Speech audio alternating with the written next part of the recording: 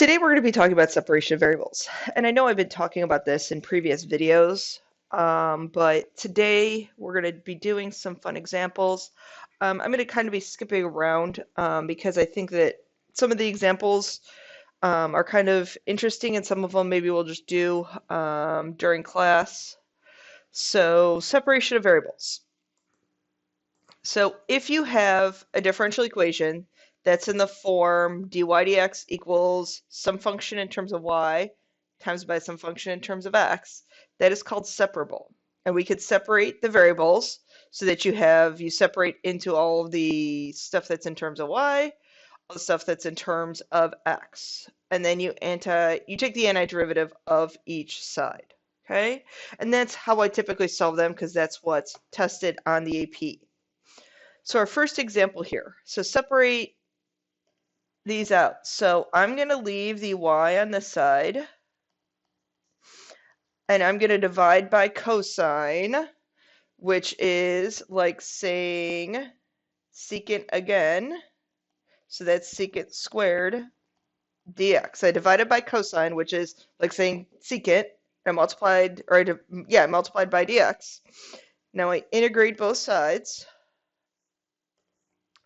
And for here, y, we have 1/2 y squared equals antiderivative of secant is tangent x. Don't forget your plus c, okay? That kills you if you forget your plus c on an AP. So like out of a 6-point or 5-point question, you could lose 2 to 3 points, okay? Multiply both sides by 2. Now this always makes me worried. I don't know why. But the 2 just gets rolled into the constant. It's just some new constant. Okay, so don't worry about that. And then we square root.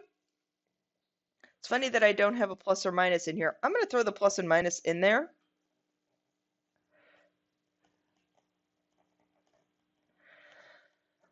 Okay, so that's in general how we solve a separation of variables equation. I am going to jump to one that has, so as to not have, actually I'm going to do both of these. I'm going to skip example 2 and jump right into example 3, because I think example 3 I stole from our book.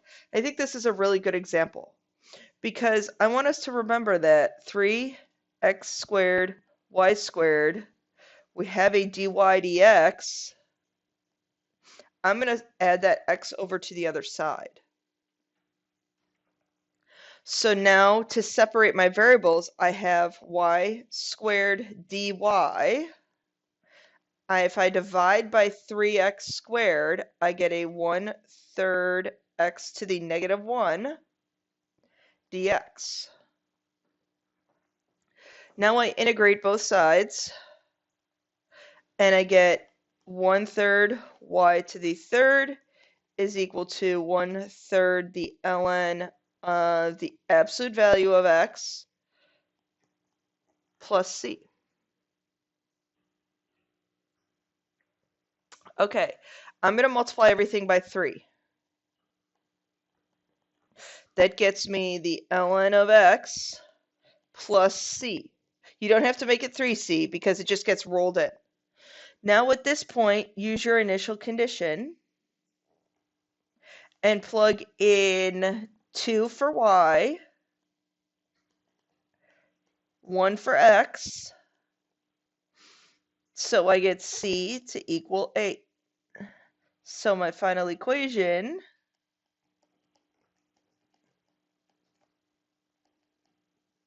is that. Okay, let's do an example where those absolute value bars mean something to us. So I separate out my variables.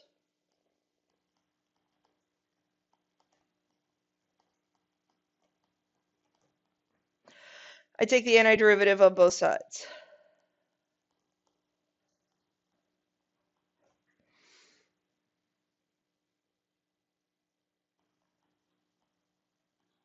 Again, don't forget that plus c right away once you take the antiderivative. So now writing this as e to the x to the third plus c equals the absolute value of y minus 3. I tend to make this a new variable. I don't know why I choose k. I just like to. Now, when I plug in y equals 2 when x equals 0, so x equals 0, k equals y minus 2, okay, you actually have to make this a negative k because this becomes a positive 2. Because this is positive, I have to make, basically what I'm doing here is I'm saying this is a negative of a y minus 3 because y is equal to 2.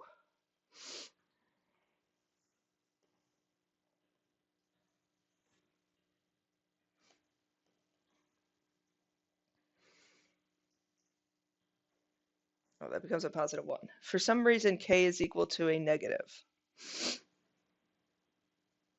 That's why. I don't like what I did there. Erase. I'd be fumbling around with this in class. This screws me up every year, but it was an important example. So what you have to look at is your initial condition here. Y equals 2, x equals 0. When I plug in 2 there, I actually get a negative out. So I need to make that k negative. It can be plus or minus.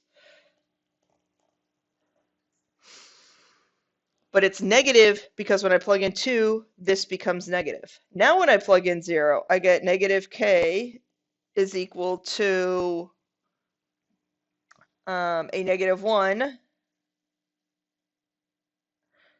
So k is equal to 1. Now I go off of this equation here. So I have negative k e to the k cubed equals y minus 3. But k was 1. I'm so freaked out about that 1. I don't know why. If you have questions about it, ask me during class. Add the 3 over. And we get that. Okay. Now,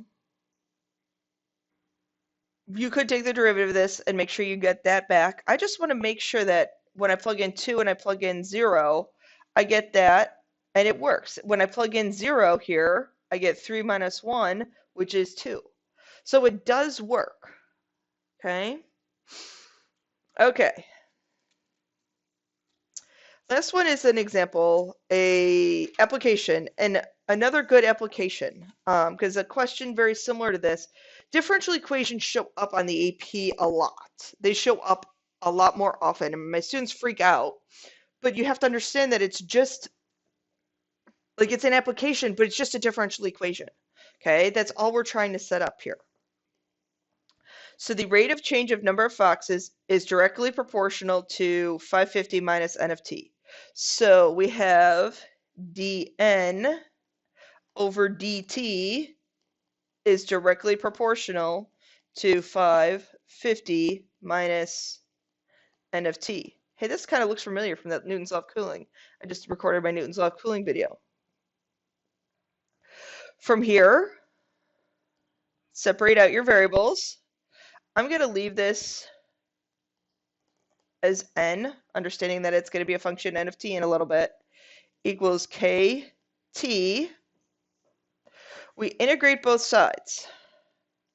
This right side, this is actually a dt, turns into kt plus c. This left side is a u substitution. U is 550 minus n. Du is it's not 550, I'm trying to do this too fast, is negative n dn. So I need a negative and a negative. So that integration really turns into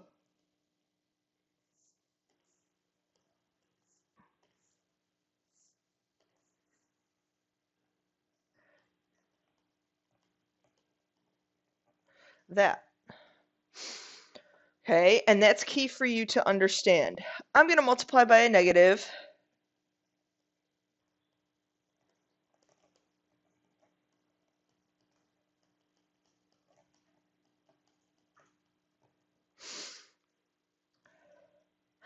Okay, so now we want to look at some key things we have here. When t equals 0, my population is 250. Okay, so when t equals 0, that term goes away. My population is 250. So C ends up being the ln of 300. So now rewriting this equation, I have the ln of 550 minus n is equal to negative kt plus my C was the ln of 300. Okay, I'm going to write this as e to the negative kt plus the ln of 300 is equal to 550 minus n. This turns into 300 e to the negative kt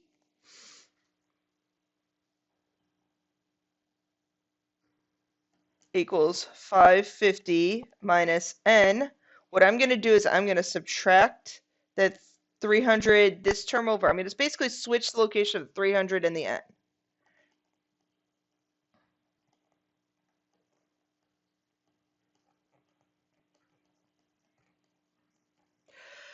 Now we have to solve for k. Whew. This is actually really similar to what we just did in the Newton's law of cooling video. When t equals 3, population is increased to 500. So 500 equals 550 minus 300 e to the negative k times 3. From here, you get k. I'm not going to go through and solve that again. K, you get 0.597. So now we have this formula. Hope I have enough room up here. N equals 550 minus 300 e to the negative 0.597 t. I want to find the population when t equals 5, so all I have to do is plug in 5 there. When I plug in 5 there, I get my population to be 535 foxes. Okay, so that is your separation of variables. I hope you enjoyed the video and my little interesting explanation on the most previous example. Make sure that you are prepared for class.